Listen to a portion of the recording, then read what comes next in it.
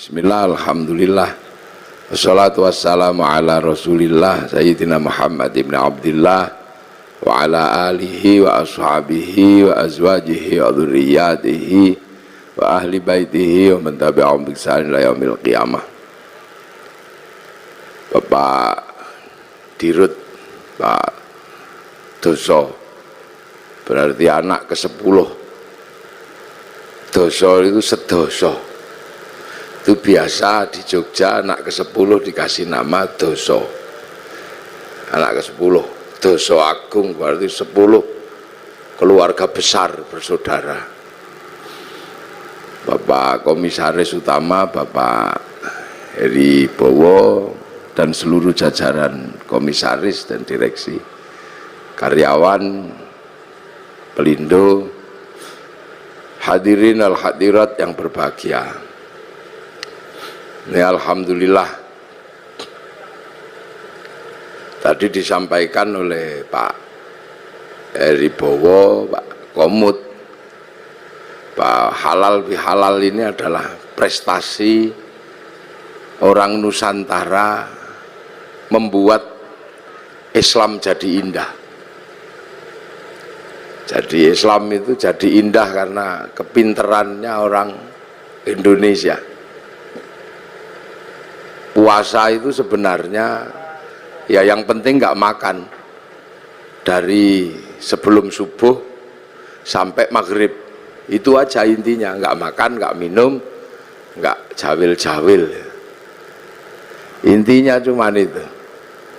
Tapi orang Indonesia jadi pintar, jadi indah, karena Indonesia ini mataharinya jarang dilihat tumbuhnya secara langsung karena terhalang oleh pohon.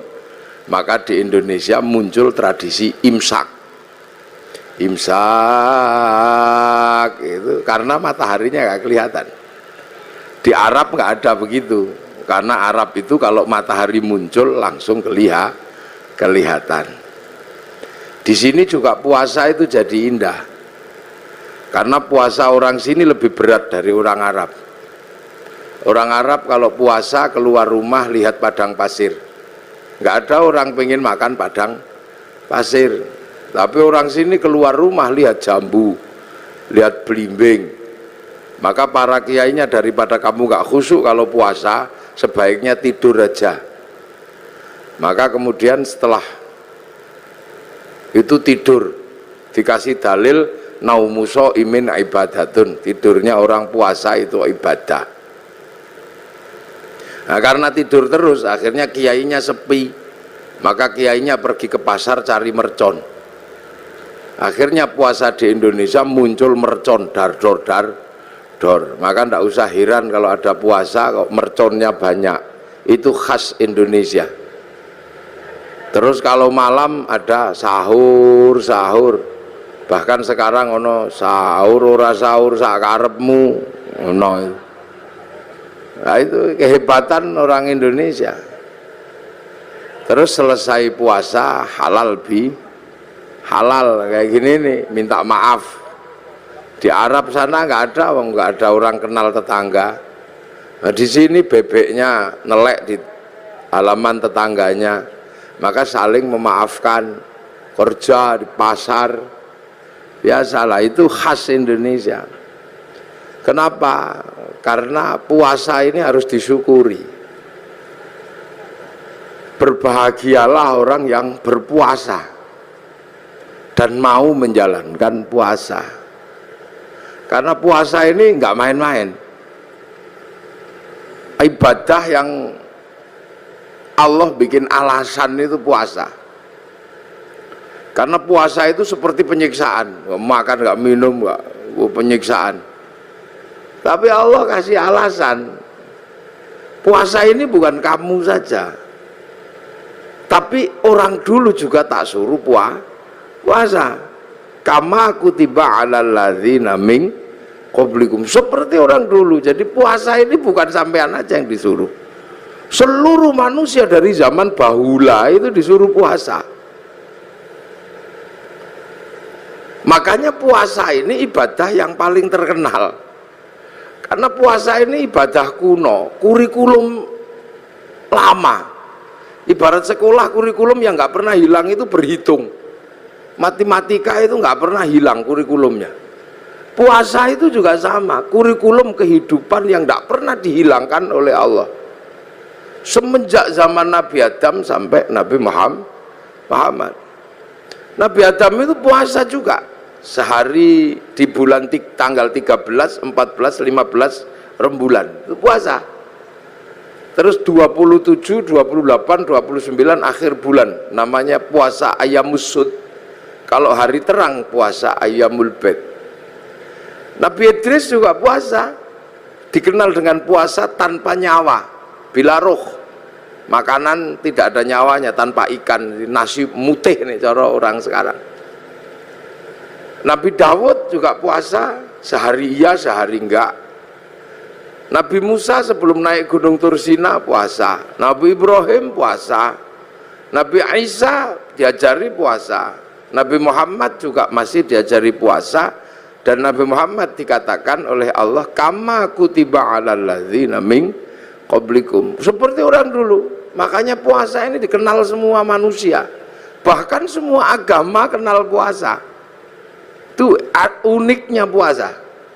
Dulu ada agama kuno, sekarang punah agama itu. Namanya agama Zoroaster. Nabinya Zarathustra. Ajarannya nihilisme. Kalau orang Jawa bilangnya suwung. Itu Tuhannya dua. Tuhan terang namanya Ahriman, Tuhan gelap namanya Ahura Mazda. Nah, dua Tuhan ini suka kelahi. Usil. Tuhan terang penguasa matahari, Tuhan gelap penguasa rembulan. Kalau dua Tuhan ini kelahi, Tuhan terang kok kalah gerhana matahari. Orang Zoroaster puasa 3 bulan. Kalau Tuhan gelap kalah gerhana matahari, puasa 40 harian gitu. Puasa. Ini orang Zoroaster. Cuman agama Zoroaster itu punah. Berganti menyembah api. Yang akhirnya di dalam Al-Quran dikenal dengan Majus atau Majusi.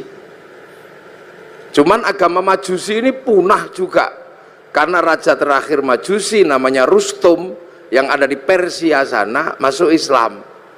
Raja Rustum ini anaknya dinikahkan dengan anak Sayyidina Ali bin Abi Thalib, namanya Sayyidina Husain, lahir Sayyid Ali Zainal Abidin. Nah, karena masuk Islam, kemudian orang Majusi tidak lagi menyembah api. Cuman orang Majusi kalau menyembah api, apinya ditaruh di bangunan tinggi, panjang, itu namanya Manaro. Sehingga kemudian setelah nyembah Allah, apinya dibuang, Manaronya ditaruh di depan masjid. Akhirnya masjid orang-orang ex-Majusi punya Manaro. Begitu seluruh kaum muslimin lihat masjid orang Persia punya Manaro, kok bagus, maka kemudian seluruh kaum muslimin berlomba-lomba bikin Manaro di depan masjid, yang akhirnya sampai Surabaya jadi Menoro. Nanti puasa. Lu ini Islamnya begitu. Kalau masjid khas Arab yang asli ya kotak tutupnya pelepah kurma. Menoro itu, menara itu dari tradisi Majusi dulu. Kubahnya itu ketika Islam ketemu dengan Nasrani yang di Konstantinopel, kemudian punya masjid, ada kubahnya itu sumbangan dari gereja dulu. Makanya kubah masjid sama kubah White House itu sama, kubahnya istananya Presiden Amerika ya sama kubah. Lah itu orang Majusi. Orang Hindu juga disuruh puasa. Jadi Hindu juga mengenal puasa, namanya upawasa. Upawasa itu nggak makan, nggak minum, nggak menyentuh perempuan. Untuk persiapan muksa. Muksa itu mati terbaik ala Hindu. Hilang raga dan sukmanya. Hanya bisa dilakukan oleh orang Brahmana. Kalau orang kesatria nggak bisa hilang, maka dibakar, dingaben. Kalau di bawahnya ada kasta namanya Wisya, pegawai negeri. Nah, sampean-sampean pegawai ini kastanya Wisya. itu dibakar matinya kalau sudah punya uang. Kalau belum punya uang nabung dulu. Nah di bawahnya ada sudra. Sudra ini petani, pedagang, itu sudra, tukang las, itu sudra. Nah di bawahnya ada kasta namanya paria, pengemis. Ini matinya nggak ada yang ngurus. Di bawahnya ada kuca. Kuca ini tukang ngutil. Jadi hidupnya ngentit. Apa itu? Tukang motong bansos lah kalau ininya. Itu kuca. Itu matinya juga nggak ada yang ngurus. Di bawahnya ada meleka, maling. Kalau ketahuan lari. Tapi di bawahnya ada namanya candala, maling kalau ketahuan berani. Nah ini begal itu. Nah ini nggak ada yang ngurus. Nah, makanya mati terbaik itu moksa. Supaya bisa moksa melakukan upawasa, nggak makan, nggak minum, nggak menyentuh perempuan. Nanti tubuhnya mengecil, kecil, lap, hilang, imaterial. Itu namanya moksa. Tapi waktu itu banyak yang gagal. Sudah mengecil, ingat istrinya. Maka macet, jadi jenglot atau Bathara Karang itu. Makanya kalau ada yang ketemu jenglot jangan dijual mahal, itu produk gagal moksa.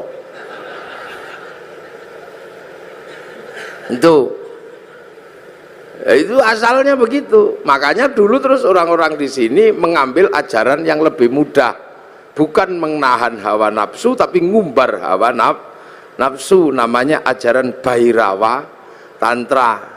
Itu upacaranya namanya pancamakara, laki perempuan utuh kabeh melakukan hubungan seks bebas sak mblengere. Sisane sekarang di Gunung Kemukus Boyolali itu. Terus minum arak sak mblengere itu. Perutnya biar kenyang, kasih makan makanan termasuk tumpeng. Nanti biar kalau sukmanya pergi, tubuhnya masih ada, namanya ngrogo sukma, kasih makan daging manusia, maka tukul sumanto. Akhirnya orang di sini mampu punya ilmu ngrogo sukma. Sukmane pergi diajak nyolong, namanya ngepet. Sukmanya pergi diajak mateni wong, namanya santet. Dijak mencintai perempuan, namanya pelet. Itu kuat sekali ajaran itu. Sehingga dengan ajaran Bhairawa melalui lautan Kertanegara sanggup menaklukkan Mongolia, menjadi negara terkuat di dunia, penakluk 2/3 dunia. Itu karena penganut Bhairawa. Itu pelindu sekarang lah, pakai pelayaran. Itu makanya dulu terus paling berat itu Islam masuk ngadepi yang ini. Maka didatangkan ulama Persia namanya Sayyid Samsuddin Al-Baqir Al-Farsi, tapi lidah Jawa, lidah Hono Coroko. Maka nyebut Sayyid Samsuddin Al-Baqir Al-Farsi meleset tadi Syekh Subakir itu. Lidah susah orang Jawa. Sayyid Jamaluddin Al-Husaini Al-Kabir jadi Syekh Jumadil Kubro. Karena lidah Hono Coroko itu kan susah. Alhamdu keluarnya Al-Kamdu. Ya Hayu ya Qayyum ya Kayuku ya Umu. Robbil Alamin keluarnya Robbil Ngalamin karena punyanya Monggo Botongo. Gak punya dot, punyanya lo, maka Ramadan keluarnya Romlan. Nah, makanya orang-orang ini datangkan Syekh Subakir ini ngadepi orang Bhairawa. Nah, orang Bhairawa akhirnya lari ke Banyuwangi sana, dipimpin Menak Sembuyu Bajul Sengoro. Nah, di sana diajar sama muridnya Syekh Subakir namanya Maulana Ishaq. Makamnya di Kemantren Lamongan itu. Akhirnya Menak Sembuyu nyerah. Anaknya yang perempuan dikasihkan sama Mbak Ishaq, lahir Raden Ainul Yakin Sunan Giri, makamnya Gresik. Maka orang Bhairawa hilang, lari ke Bali. Tapi lama-lama tumbuh lagi orang Bhairawa di Kediri, nyembah patung Totok Kerot di daerah Pagu Pamenang, tempat moksanya Joyoboyo. Diajar sama Sunan Bonang, akhirnya nyerah. Lah begitu nyerah, ya sudah, kamu muternya tetap gak apa-apa, laki perempuan tapi jangan nudo, pakai baju arak diganti teh, kopi atau air putih. Tumpeng karena itu halal nasi gak apa-apa. Ingkung manusia diganti ingkung pitik. Mantra ngrogo sukmo diganti kalimat tauhid la ilaha illallah. Makanya kemudian ada Indonesia punya tradisi tumpeng tumpengan. Itu yang dandani namanya Sunan Bonang. Nah, Sunan Bonang mengajarkan kepada Sunan Kalijogo muridnya untuk disebarkan di seluruh Jawa. Sunan Kalijogo mengajarkan pada muridnya namanya Sunan Geseng. Sunan Geseng mengajarkan pada muridnya namanya Mbah Abdul Halim Pangeran Benowo Surabaya sini. Mbah Benowo mengajarkan pada Mbah Abdul Rahman Pangeran Sambulasem, diajarkan kepada Mbah Jabar Tuban, diteruskan oleh muridnya namanya Mbah Sufyan Tuban, teruskan muridnya Mbah Abdul Halim Boyolali, punya murid Mbah Abdul Wahid Solotigo, punya murid namanya Mbah Khairon Purwodadi, punya murid Mbah Asy'ari Jombang. Nah itu Jombang lagi punya putra Kiai Hasyim Asy'ari, maka pengikut Kiai Hasyim Asy'ari tidak alergi sama tumpeng. Nah ini berhubung orang Jombang mesti saya jelaskan. Jadi halal bihalal Jombang, tumpeng juga Jombang. Jadi biar Jombang itu ngertinya nggak cuman besut mancamino. Jadi puasa. Makanya karena upawasa itu nggak makan, nggak minum, nggak menyentuh perempuan, makanya ketika Islam datang membawa tradisi nggak makan, nggak minum, nggak menyentuh perempuan, namanya Syahrus Siam, kok seperti upawasa, maka orang Indonesia menyebutnya bulan puasa.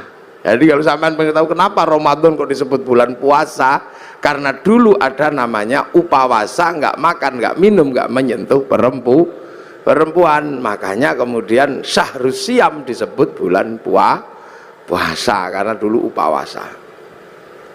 Orang Buddha itu juga pelajaran puasanya ada. Ketika ingin mendapatkan kesempurnaan menuju nirwana, itu puasa di bawah pohon bodhi, pakai kain selempang, tidak pakai daleman. Itu waktunya tidak terbatas sampai mendapat pencerahan. Agama besar Yahudi juga puasa. Kalau peringatan Yom Kippur mereka puasa. Nasrani juga diajari puasa. Kalau hari Jumat Agung menjelang Paskah juga puasa. Jadi hampir semua agama itu kenal puasa. Karena apa? Ini syariat kuno. Makanya ndak usah heran kalau ada puasa. Apalagi orang Jawa. Orang Indonesia ini hobi kalau yang namanya puasa. Makanya variasi puasa terbanyak itu di sini. Ada puasa makan pupus daun namanya ngidang. Ada puasa mangan polo pendem yang di bawah tanah namanya ngerowot. Ada puasa tidak kena matahari namanya pati geni. Ada puasa gandul duit namanya ngalong. Ada puasa diem macam bisu. Ada puasa ngeluyuhur aja namanya ngidan. Ada variasi puasa itu macam-macam itu di sini. Dan bagi orang Nusantara dan orang dunia, puasa ini menempati sejarah tersendiri. Hampir seluruh cerita besar itu bermula dari puasa. Rasulullah mendapatkan wahyu setelah puasa, naik turun gunung di Gua Hira hampir dilakukan selama 15 tahun. Syekh Abdul Qadir Al-Jilani mendapatkan ma'rifatullah itu setelah puasa 25 tahun di padang pasir dibimbing Syekh Mubarak Al-Majzumi jadi Sultanul Aulia. Di Jawa Sunan Kalijaga rojone berandal bisa jadi wali karena puasa 3 tahun. Sunan Geseng itu tadinya cuma tukang ngambil kelapa itu, tapi kuat puasa 3 tahun baca Ya Hayyu Ya Qayyum, itu bisa lari di atas air dan bisa meneruskan perjuangan Sunan Kalijaga. Padahal dia keliru, yokayuku yokayumu.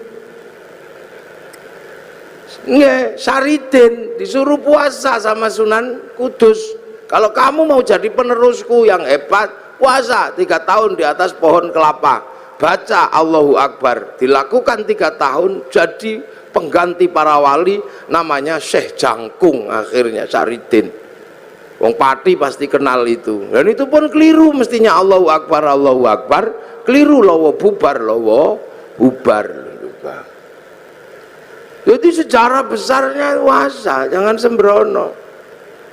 Ki Gede Pemanahan penjenengan cerita sama Sunan Kalijogo, jeung Sunan, saya pengen juga jadi raja. Ki Penjawi dapat pati, Kang Mas Pak Raden Fata pun entuk Demak, kabeh pun entuk. Niku Haryo Penangsang angsal Pajang, Kang Mas Joko Tingkir dapat Joko Tingkir dapat Pajang, Haryo Penangsang dapat Jipang. Saya dapat daerah mana?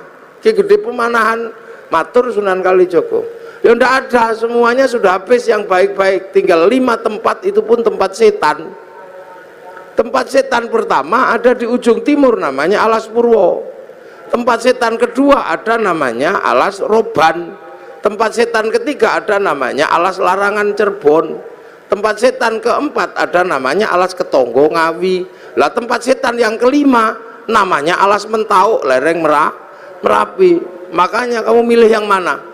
Milih Mentau aja.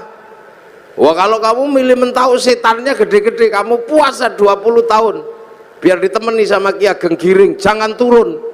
Puasa 20 tahun di Bang Lampir Gunung Kidul, ini Pak Doso pasti tahu itu. Itu bekas bokongnya itu sampai nyitak begini.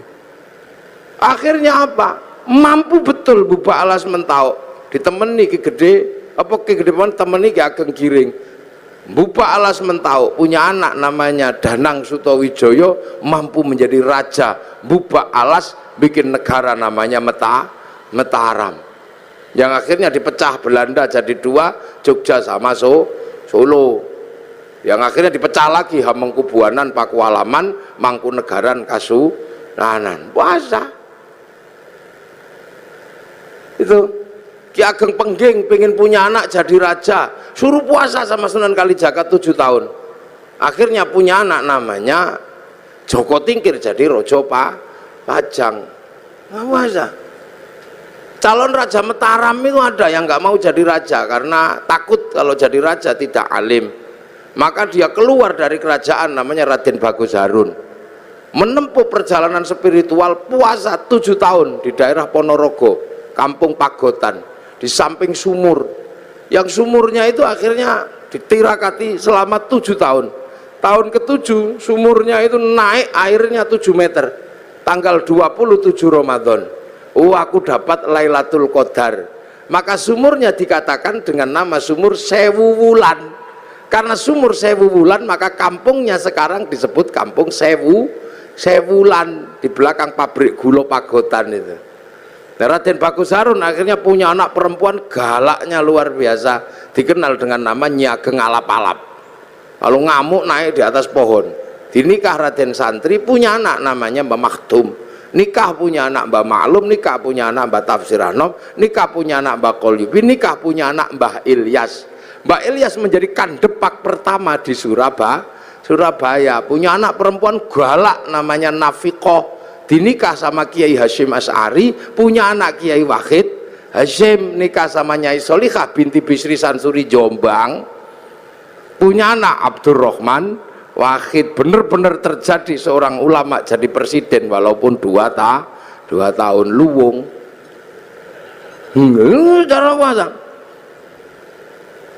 Lu makanya kayak Lirboyo itu, pondok besar Lirboyo itu, ketika Kiai Mbah Manap mau mendirikan Lirboyo, wong itu pusatnya berandal, suruh puasa, ngerowot, jangan makan yang di atas tanah, makan umbi-umbian. Dijalankan selama 56 tahun. Makan uwi, tahu uwi? Ngerti nggak uwi? Uwi umbi-umbian gede itu. 56 tahun makan uwi, sampai akhirnya uwinya hilang, dicuri gendruwo. Nah, akhirnya diganti gadung sama Mbah Manap, akhirnya gadungnya dicuri gendruwo. Akhirnya karena makan gendruwo, gendruwonya makan gadung, akhirnya jam 12 malam gendruwonya mendem. Angin ribut terjadi di Lirboyo, pondoknya ambruk karena ada gendruwo makan gadung. Akhirnya sama Mbah Manap dikasih minum minyak jarak, terus sembuh. Kasih tugas nimba untuk air mandinya santri, pakai singgot pring panjang, itu nyinggot namanya. Nah, maka di Lirboyo dulu zaman mondok, sampean kalau tahu itu ada kriat kriut itu gendruwo nimbo. Nah, tapi sekarang gendruwonya pensiun karena Lirboyo sudah punya sanyu. pensiun. Luar besar. Tuh.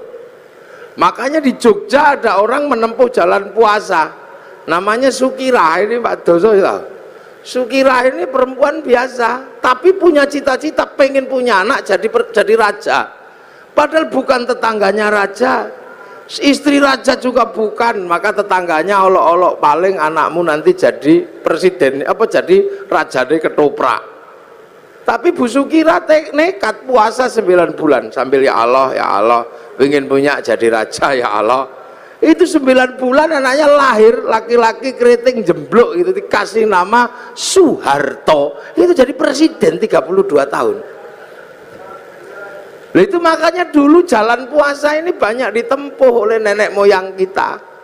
Pengen istri cantik kok ditolak. Orang dulu puasa. Masuk masjid kalau santri baca ya Rahmanu ya Rahim, 7 hari 7 malam I love you. Lah ya, kalau nggak mau ya Rahmanu ya Rahim ya cari pohon besar bawa beringin di kantor Pelindo itu, baca sunah mata kaji ajiku jaran goyang ya I love you sama saja, yang penting puasa. Lu puasa ini menghasilkan energi yang luar biasa. Ini yang kadang manusia akhir nggak ngerti. Makanya ayam aja ngerti kalau pengen neteskan telur puasa 21 hari. Nanti ayam netes. Ulet itu kalau pengen terbang dia puasa jadi kepompong. Ngepompong dulu baru terbang jadi kupu. Ular itu kalau mau melungsungi ya puasa. Nanti kulitnya ganti lebih mudah lah lagi. Makanya kita berdoa semoga puasa kita seperti puasa kupu-kupu, puasanya ulet habis jadi kepompong terbang jadi kupu-kupu. Jangan kayak puasanya ular, setelah puasa tetap aja keluar ular, sekali ulo tetap ulo. Itu jangan puasa. Dukun-dukun bayi dulu itu bodoh-bodoh, ndak pinter, cuman yok apa loku atau tapi puasanya kuat ya brul gitu ya keluar. Dan puasa ini nggak pandang bulu, dibikin baik ya mandi, dibikin jelek ya mandi. Makanya dukun-dukun santet itu kalau puasanya kuat santetnya ya teksek. Bahkan orang cari nomor juga puasa loh. Ini puasa ini menempati ranking tersendiri. Makanya orang-orang tua dulu hobi yang namanya puasa itu. Kalau punya hajat atau besar puasa deh, puasa. Hasil saya pernah punya pengalaman orang daftar tentara nggak keterima. Ini angkatan laut. Daftar angkatan laut itu nggak keterima karena tingginya kurang 5 cm. Udah daftar kemana-mana nggak keterima. Akhirnya saya suruh puasa 3 hari. Hari pertama 3 teguk 3 kepal buka sahurnya. Bacaan apa Gus? Moconen wodowo.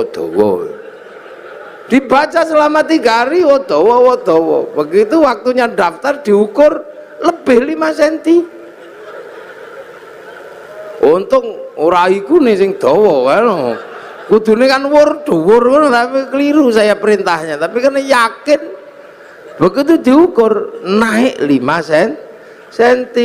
Tasyakuran motong sapi, begitu motong sapi saking senengnya saya ukur ternyata kurang 5 cm lah. Waktu itu meterannya yang mengkeret atau yang baca yang bingung. Nah sekarang ada di Angkatan Laut Surabaya, maka cari aja kalau ada tentara yang kurang 5 cm ya dia itu.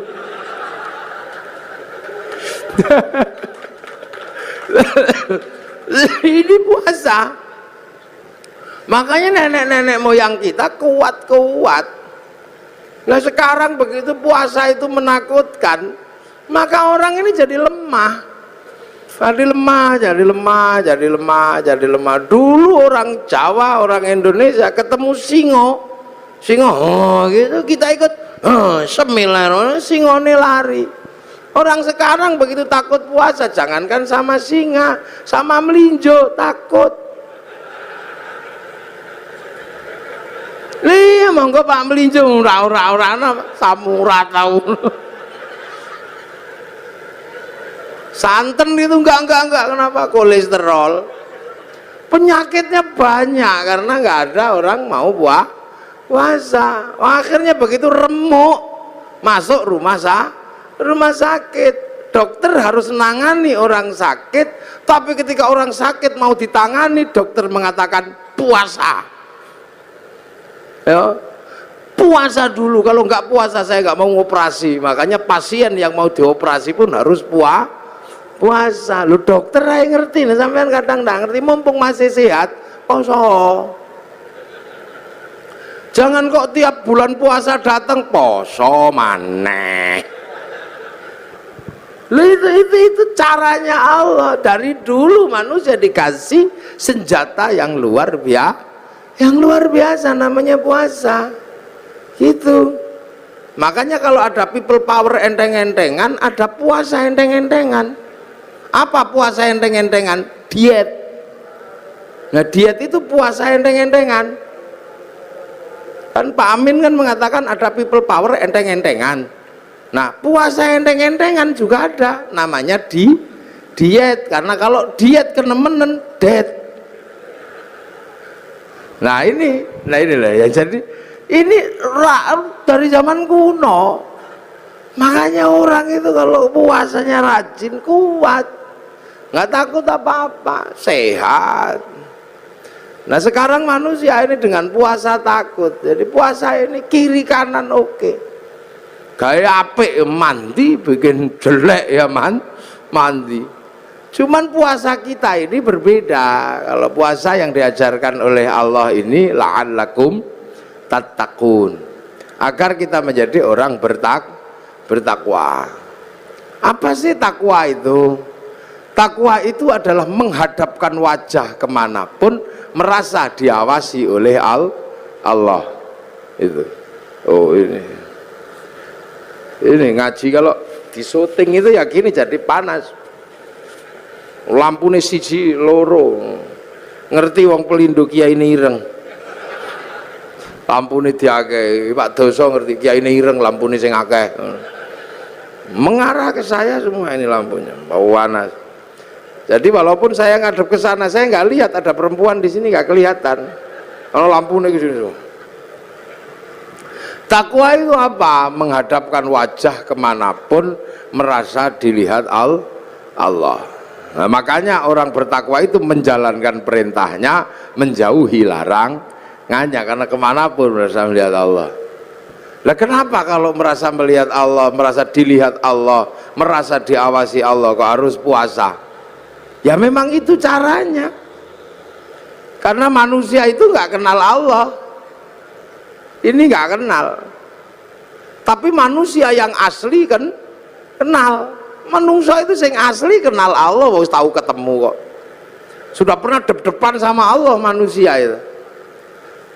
Ditanya sama Allah, kamu lupa nggak kalau aku ini Tuhanmu? Enggak ya Allah, aku akan ingat engkau Tuhanku. Alastu bi rabbikum? Qalu bala syahidna. Ya, saya akan. Ya sudah, kamu turun sekarang. Fanfukhur ruh, maka manusia dari langit diturunkan ke dunia. Langit busu turunkan ke dunia. Ditaruh di mana? Ditaruh di daging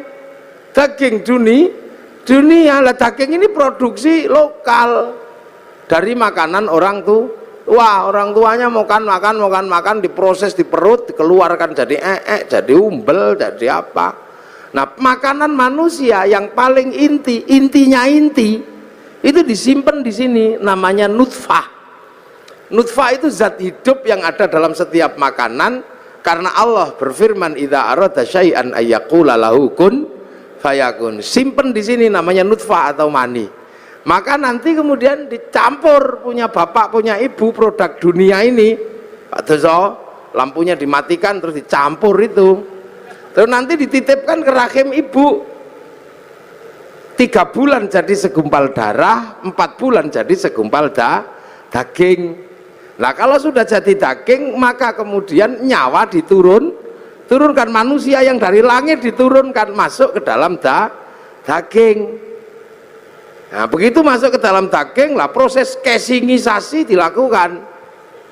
Ditempelkan, manusianya ditaruh dalam daging, dagingnya ditambah kasih tulang, kasih tiang, kasih iket otot, bungkus kulit, tumbuhkan rambut 9 bulan keluar. Begitu keluar manusia yang asli sudah di dalam, yang kelihatan bungkusnya.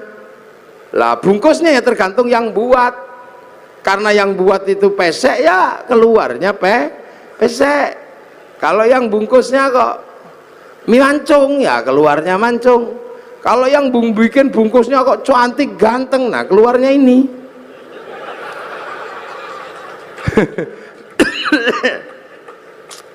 Lah ini maka perempuan itu tempat menanam itu menumbuhkan. Makanya Islam mengajarkan nisaukum harsul lakum, perempuanmu untuk menanam. Proses casingisasi di perempuan. Makanya perempuan itu seperti sawah.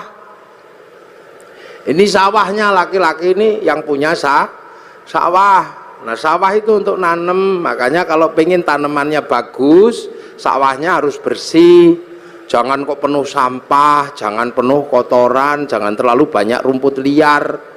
Makanya biar sawahnya bersih, laki-laki punya tugas membersihkan sawah, belikan lipstik, belikan gelang, masukin salon. Itu loh bener itu, sampean yang punya sawah ini harus bersih, harus tampil cantik.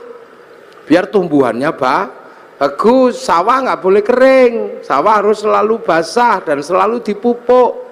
Nah perempuan juga harus selalu senang hatinya. Makanya agar perempuan senang hatinya, dia harus selalu dikasih uang. Loh yang laki-laki dengerin, jangan kau terpura-pura nggak denger. Iya ini yang perempuan ini, karena sawah harus selalu basah dan senang. Sawah itu kalau dikasih tanaman nggak boleh dibakar. Maka begitu juga perempuan kalau ditanami nggak boleh marahi. Maka perempuan itu nggak elok kalau dimarahi. Iya, perempuan kalau marah-marah boleh, karena perempuan itu kalau marah-marah sebenarnya lagi buang sampah. Lah bener, perempuan itu buang sampah karena kehidupan perempuan itu lebih susah dari laki-laki. Perempuan itu pusing. Makanya perempuan itu stres. Saya pernah jadi perempuan sehari aja nggak kuat. Loh iya, saya pernah jadi perempuan sehari nggak kuat gara-gara saya ribut sama istri saya. Ribut itu perkaranya apa? Perkaranya anak. Saya pulang ke rumah itu beruantakan. Saya ngomel sama istri saya, ya dede sing rewang sakmene akeh, sudah banyak yang rewang, santri sakmene kok yo masih rusuh kayak gini. Mungkin lagi head kayaknya istri saya, langsung nyelantap itu. Mas, jangan gitu, sampean nggak pernah merasakan jadi perempuan. Anakmu ini ayo gitu, sampean mau kalau jadi perempuan? Ya kita mau, saya coba sehari saja nggak apa-apa. Akhirnya teken kontrak saya menjadi perempuan sehari. Begitu jadi perempuan sehari, jam 2 malam istri saya tak suruh pergi. Pergi kamu sana yang jauh, jangan kelihatan kalau anak bangun. Ini ada uang 10 juta, ajak temanmu sana. Loh iya, wong saya mau jadi perempuan, saya tak kasih uang 10 juta, suruh pergi sama teman-temannya. Kamu makan harus habis itu, ajak habisin makan. Tapi nanti kalau saya telepon karena nyerah, kamu harus cepat pulang. Hitam di atas putih ini saya terjadi. Namanya juga saya juga emosi. Akhirnya pergilah dia. Subuh bangunkan anak, saya contoh istri saya pidatoni anak saya, nggak bangun, melungker gini. Biasanya istri saya kalau anak nggak bangun dicubit, ikutlah saya nyubit. Kalau dicubit sama ibunya dia bangun, tak cubit ditendang saya anaknya. Mulai pusing, nggak mau bangun. Wah, akhirnya saking judeknya anak turun dari ranjang ono sing nggawa pempes, pusing. Setengah stres saya udah jam segitu. Terus dimandikan. Biasanya kalau istri saya mandikan kan disemproti satu-satu gitu. Tak semproti, ngamuk karena nggak panas. Katuan sing siji begitu tak panas sih, kepanasan. beratnya itu. Habis itu makan, setelah makan tak suapi satu-satu, saya nyontoh aja. Biasanya kan anak saya dijejer gitu terus disuapi satu. Saya yang nyuapi disembur, jarine kegeden, piringnya diuncal no. Stres, dan saya gagal menyekolahkan anak-anak sampai jam 7 masih ribut gak mau sekolah. Ndasku mumet. Jam 10 itu rumah itu dicat semua pakai lipstik, digambari. Jam 1:30 saya nyerah jadi perempuan. Dek pulang, ampun, menyerah saya.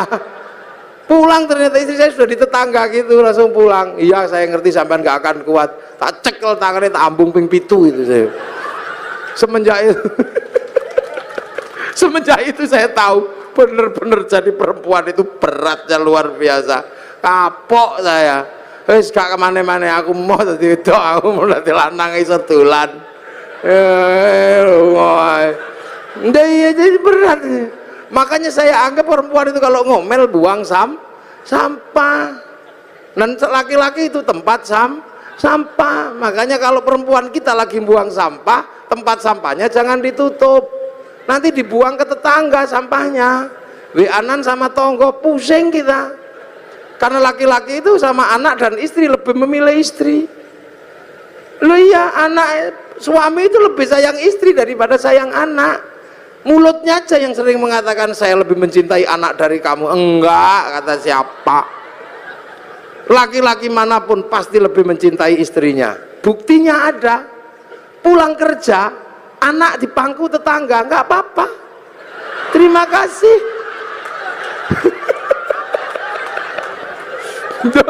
Iya, pulang kerja gitu anaknya di pangku tetangganya, terima kasih, matur nuwun nggih pun ngomong anakku loh.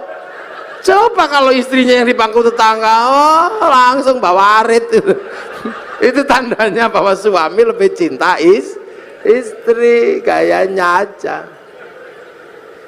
Makanya perempuan kalau ngomel udah biasa, dia lagi buang sampah, udah. Dan perempuan kalau lagi emosi harus diredam, karena bahaya kalau perempuan itu emosi nggak diredam, marahnya menjadi-jadi. Saya punya pengalaman meredam istri yang sedang marah, tak kasih contoh. Ini saya pengalaman pribadi, curhat saya. Bukan curhat, kasih pengalaman. Istri saya tak suruh dandan, Dik, dandan yang cantik, karena nanti kawinannya santri. Maka habis subuh dandan sampai jam 7 pagi. Perosoku begitu keluar itu cantiknya luar biasa istri saya itu. Oh cantik itu, pergilah ke pernikahan. Bawa anaknya satu, bawa santri satu, namanya Arifin. Begitu sampai di perempatan, ya Allah, di seberang sana ada perempuan cantiknya luar biasa di dalam mobil, rambutnya merah, kacamatanya neng bun-bunan gini. Lelaki-laki lihat gitu yang merucut, ya Allah Pin, Ayunita itu. Lah begitu saya bilang itu lupa kalau bawa istri. Saya dicubit dari belakang itu sakitnya luar biasa. Sampai hari ini masih kerasa sakitnya. Padahal sudah 3 tahun yang lalu. Akhirnya saya bilang enggak deh, ya enggak mau ngomel di perang dasar matanya laki-laki. Wah, mau ngomong enggak deh, enggak mungkin, saya udah terlanjur ngomong. Wah itu alisnya itu udah letrek semua itu sini-sini nggak ada. Wong nangis, saya menyesal tapi apa guna, udah terlambat. Sebenarnya saya menyesal juga tapi wis kadung cowok sakit, dicakar kelambi belakang saya suwek emang. Dihotol, emosi perempuan kok singo kalau udah emosi. Nggak peduli itu. Perempuan itu kalau udah emosi nggak peduli mau dimanapun lagi. Cakar-cakar. Akhirnya saya redam, Dek. Memang aku tadi lihat perempuan cantik, iya tapi dasar matanya laki-laki udah tersembunyi masih bisa dilihat. Lihat karena aku laki-laki, Dek. Laki-laki itu melihat perempuan cantik tersembunyi apapun pasti tahu, karena aku laki-laki. Kalau aku nggak mampu melihat perempuan yang cantik dan tersembunyi, mana mungkin aku dulu menemukanmu. Itu langsung kendor cubitannya itu. Coba kalau istri saya tak bawa, saya kan bisa nanya langsung itu. Masya Allah, gak boleh emosi. Itu perempuan itu untuk nanam lah, makanya ini sampean-sampean ini jangan lupa ini sawah, perbaiki sawahnya, kasih lipstik, jangan banyak sampah. Mosok perempuan dastere modal ojo. Kasih uang biar senang perempuan itu, kalau senang hidupnya tentram, anaknya juga ikut senang. Jangan suka dimarahi, kalau dimarahi emosi perempuan, kalau dimarahi panas hatinya. Di bawah hati, di atas hati ada payudara, karena jantung itu di bawah payudara, dan jantungnya panas, payudaranya ikut panas, air susunya panas, baterai santan itu belundu, diminum bayi ya bengek. Makanya kalau teteknya nggak sehat, bayinya bengek, maka ada istilah tetek bengek.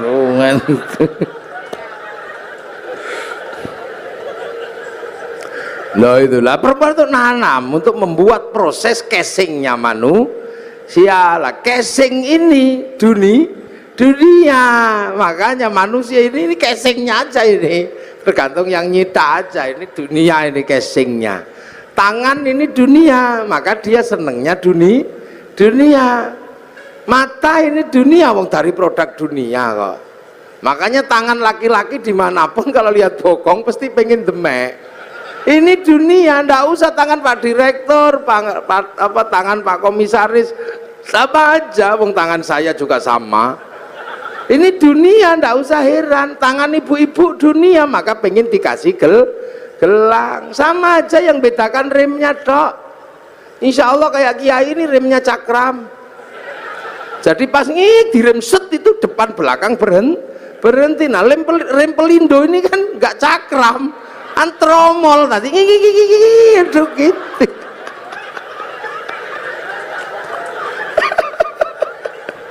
Lah ini dunia. Loh makanya yang dunia, yang berasal dari dunia, ya senengnya dunia. Mata ini ya senengnya dunia, kaki ya senengnya dunia, telinga senengnya dunia. Nggak usah heran. Makanya kalau kita dengar adzan Allahu Akbar, Allahu Akbar, yang nyawanya, yang manusia yang asli, yang dari langit, yang kenal Allah, tek pengen sholat, tapi bokong ini kan dunia. Makanya ya duduk aja sampai kiainya Robbana ya Robbana, karena nunggu bokongnya belum berangkat. Robbana ya Robbana udah kelamaan nggak dateng ya tombo ati wis pegel ya nambah niatine dhewe. Kalau udah capek nggak dateng baru kiainya ngamuk, diuruki anjang baru jeruan dal teko itu. Itu dunia ya begitu. Ada orang minta gitu, paring den, tek pingin ngasih yang nyawa ini, yang akhirat. Tapi tangan ini kan dunia, begitu masuk saku, oh kasap 1.000, minggir 50, cari yang 2.000, lemas itu ya biasa. Yang donya. Makanya jangan heran kalau sholat Allahu Akbar, ini kan pengen ngadep Allah, ini wajah tuh iya, tapi mata ini dunia, ya nggak bisa. Begitu melek ini ya, oh sarungnya bolong ya, nggak bisa.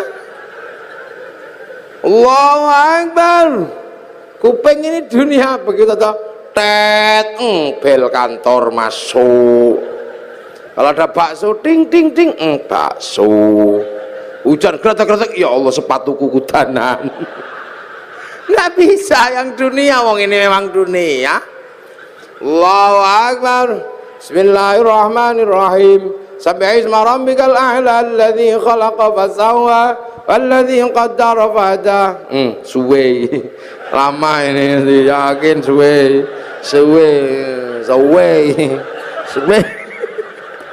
Lah ini dunia, makanya nggak usah heran yang dunia senengannya dunia.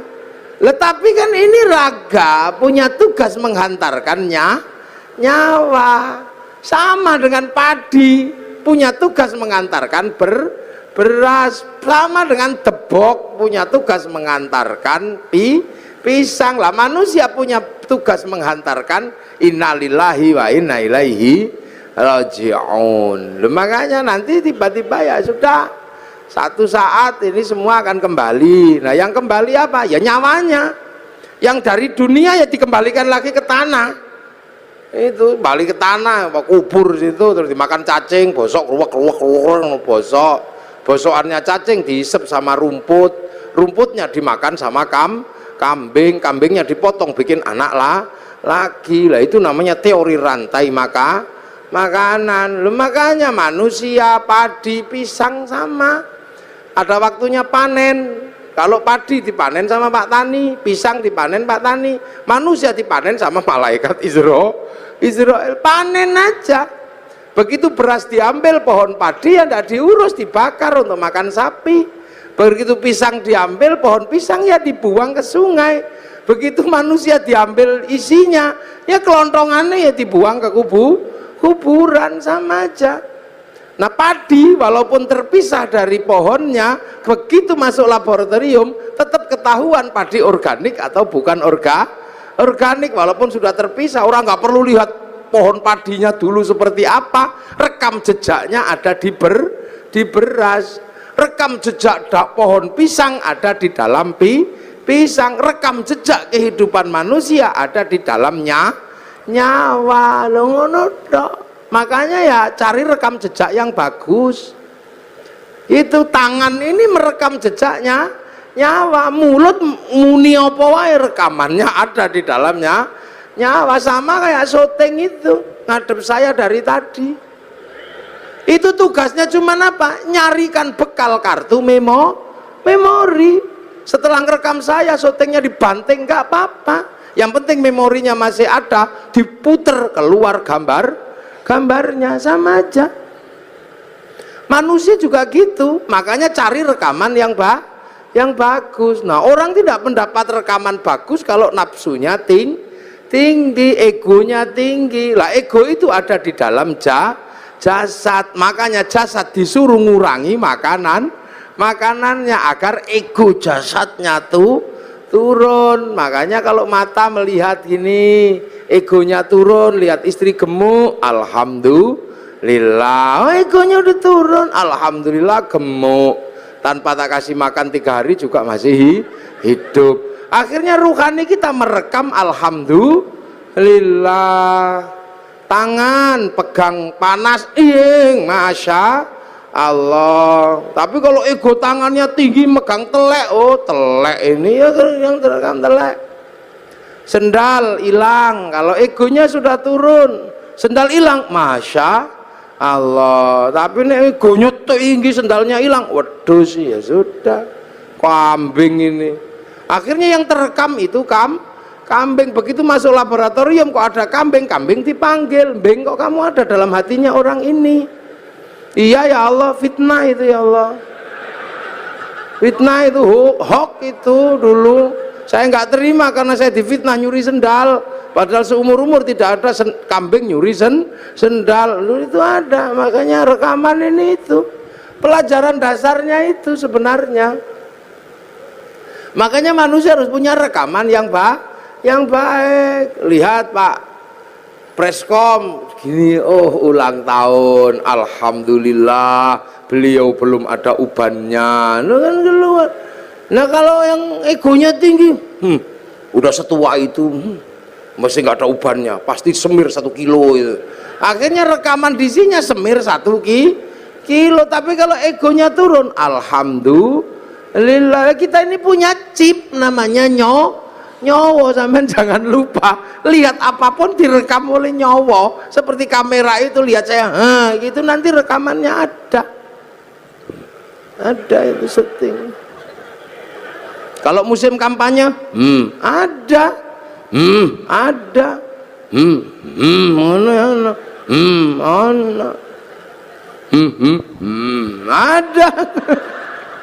Itu rekamannya ada semua itu di situ nanti. Sama dengan manusia, dingke wong adus, ono sesuk rekamane. Begitu diputer metu meneh rekamane sampean saumur urip ada.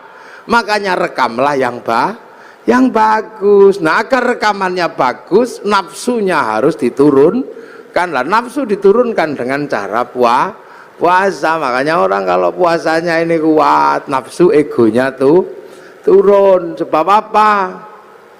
Orang kalau sudah egonya turun, apa-apa bisa melihat Allah. Ayam naik masjid, itu orang kalau egonya turun, ayam naik masjid, alhamdulillah, masya Allah ada ayam naik masjid, syukur ya Allah terima kasih. Kenapa? Karena kiai akhirnya bisa mempraktekkan bagaimana membersihkan tele ayam dari atas masjid. Ilmu yang demikian sulit membersihkan tele ayam dari atas masjid bisa dipraktekkan karena ada ayam naik masjid. Nah, kalau nggak ada ayam naik masjid nggak bisa dipraktekkan karena kiai tidak boleh bawa telek ke atas masjid. Jadi alhamdulillah ilmu bisa dipraktekkan karena barokah pitik. Itu. Makanya hati-hati, nafsu itu mengingkari Allah. Contoh, ini mudik lebaran. Orang Surabaya ini yang paling seneng dulu itu rujak cingur. Akhirnya karena musim lebaran cari rujak cingur kemana-mana nggak ada. Sana nggak ada, ke sana nggak ada. Sampai seminggu kepengen rujak cingur. Bayangkan rujak cingur saja udah ngiler. Akhirnya pas halal bihalal ke tempatnya Pak Dirut, Pak Doso, ada rujak cingur. Seminggu kepengen rujak cingur, ada. Ya halal, ya silakan makan, tapi hati-hati. Kalau saya nggak berani makan, karena itu bisa jadi halal buat jasmani, tapi haram buat rohani. Karena nikmatnya mesti luar biasa. Wong kepengen seminggu. Begitu setelah dari Pak Doso seminggu kepengen rujak cingur dapat, tiba-tiba besoknya ke tempatnya Pak Pres,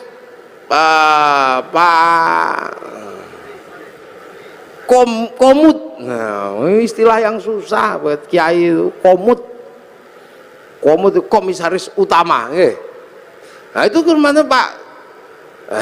Pak komisaris itu tiba-tiba ada ini rujak cingur yang sama, tapi karena kemarin sudah dapat akhirnya monggo sampun Pak, sampun monggo sampun karena udah nggak kepengin, tapi karena nggak enak sama Pak komisaris ya dimakan.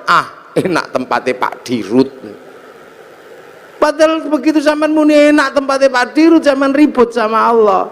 Wong hari ini dibagi yang ini kok masih nggak terima, membayangkan yang kemarin. La in syakartum la azidannakum wa la in kafartum inna adzabi lasyadid. Nah inilah.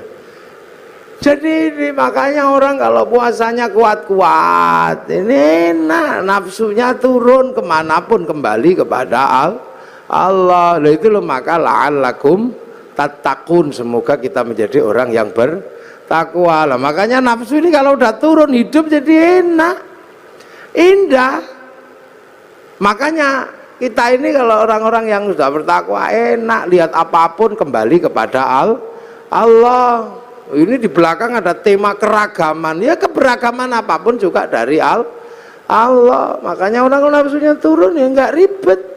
Lihat orang Jepang nggak perlu emosi, lihat orang Cina nggak perlu emosi, lihat orang Yahudi nggak perlu emosi.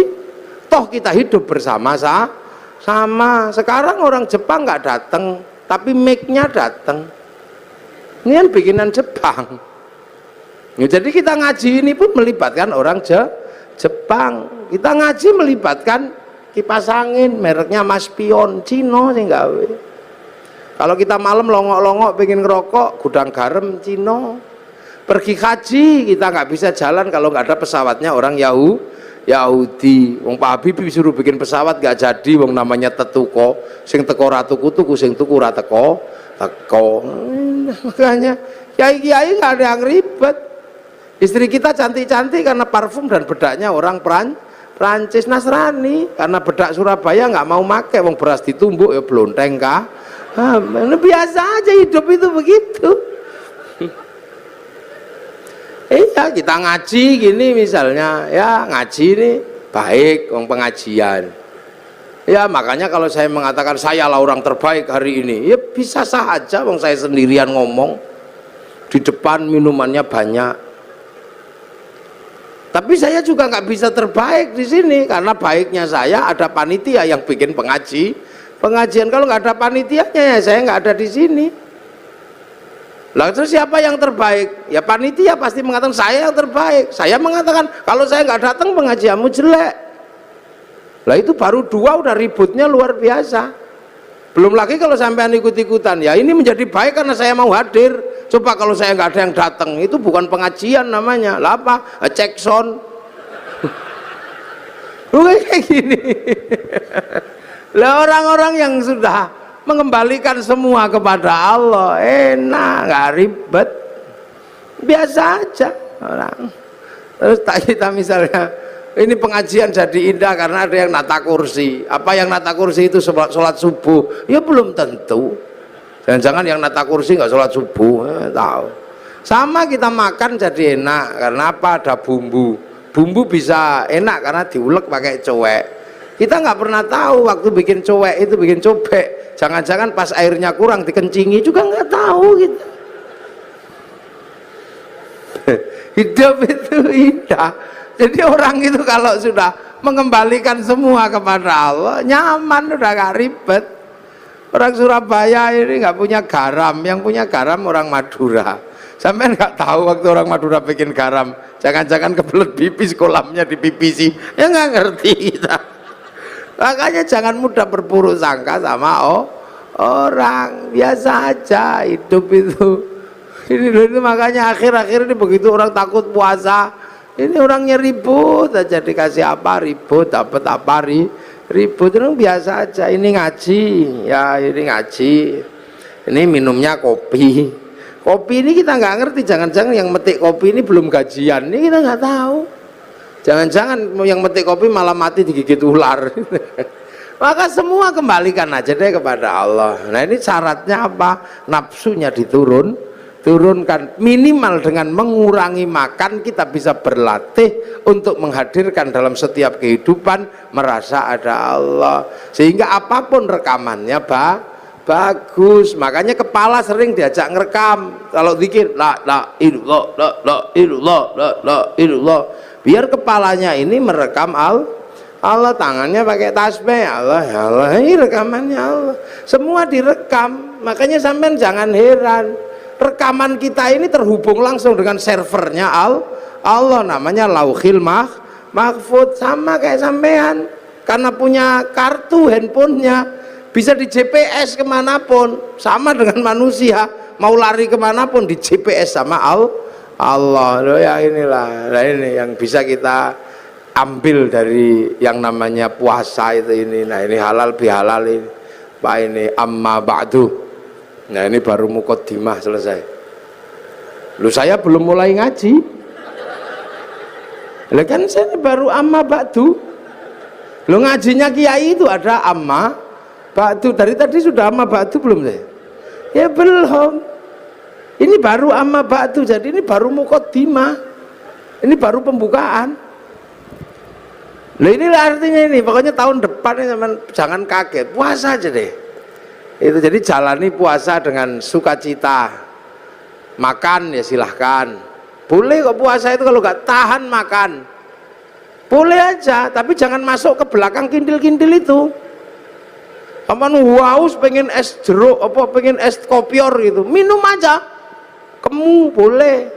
Yang penting tidak masuk ke belakang kintil-kintil di leher ini loh. Batas mulut itu kan di kintil-kintilnya itu. Makanya sikatan boleh, nyicipi makanan boleh, tapi jangan masuk ke belakang kintil-kintil itu. Batas mulut itu bukan di sini, tapi di dalam ini loh. Yang ada giwil-giwilnya itu loh. Nah kalau tidak masuk ke belakang itu, kemu boleh, sikatan boleh. Apalagi sikatan karena bukan makanan, jadi tidak ada orang niat makan odol, itu tidak ada. Tapi kalau es campur begitu masuk ya haram, langsung batal. Enak kok puasa itu. Yang tidak boleh itu ngentut di air, karena kalau ngentut di air, airnya langsung masuk celup ke dalam. Saya udah membuktikan berkali-kali kalau renang kentut, begitu yang keluar pertama air, cur gitu. Makanya sampean kalau enggak bisa paling gampang kentut di dalam air, nanti dia berfungsi seperti apa yang biasa dicelup, no itu apa, dul kolak, sama kayak gitu. Nanti terus langsung mulek, terus keluar. Nah itu tidak boleh, makanya puasa itu nggak boleh kentut di air karena airnya masuk. Tapi kamu nggak apa-apa, ngemut permen lollipop juga nggak apa-apa. Yang penting tidak masuk ke belakang kintil-kintil itu, wong itu batasnya di situ. Itu batas minimalis pokoknya. Jadi puasa itu. Kangen sama istri, wel tidak apa-apa, boleh. Yang penting jangan di situnya aja. Ini yang kadang orang tidak memahami, dipikir ngono ra oleh demok, boleh aja. Keuangan ya wel gludung. Yang penting jangan itunya aja. Kalau bisa, kalau enggak ya jangan.